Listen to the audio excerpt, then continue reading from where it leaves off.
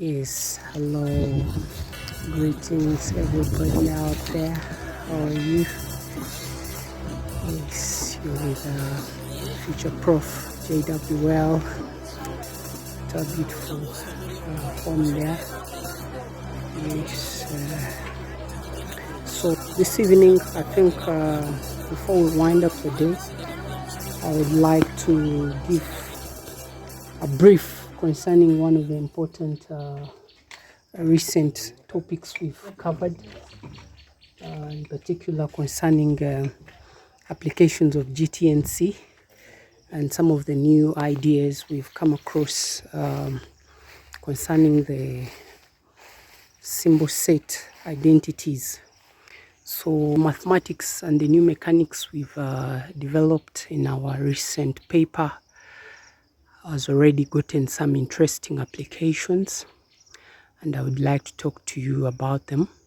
So in this case here, looking at what we have, in the top there it says that if we have a symbol set, and the interesting thing about this theory is that we can work with numbers that are not necessarily the usual conventional numbers. For example, instead of using the numerals, the Arabic numerals like the 1, 2, 3, from the Arabic number system, or even using maybe the more familiar Latin number system, we can use some kind of esoteric hands. Like, for example, because some of these ideas can be applied in information security, in cryptography, in computer science and such.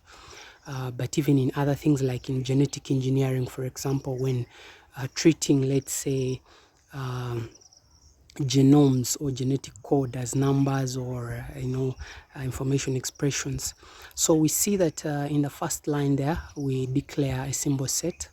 And then we say that if we have some two numbers, and in this case I'll make a correction because we want to look at pure numbers. So based on the notation of general theory of number cardinality, when it's a pure number, we typically put that, actually we use a heart for the pure number, and then we use a dot for pure fractional number. So if you remember the theory well, a pure fractional number will only have the decimal component, and the only pure number in that number will be 0. But a pure number will only have basically a 0 decimal component. So we can just discard decimal and look at the pure number. So this is a pure number, and that's a pure number. And then we asked if these numbers are in base beta, then the question here is, what is the maximum of these two numbers, which is the bigger one?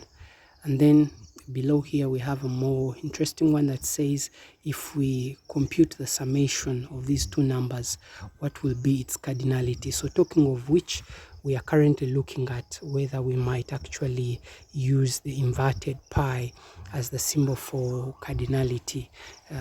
But in other literature, like in the paper we have just recently looked at, that symbol has been used in the same way we used this in the GTNC paper, with a C and then a subscript of the number we are looking at. But later on or in the future we might prefer to use that. So interesting theory, and I hope you guys can calculate the solution and put it out there.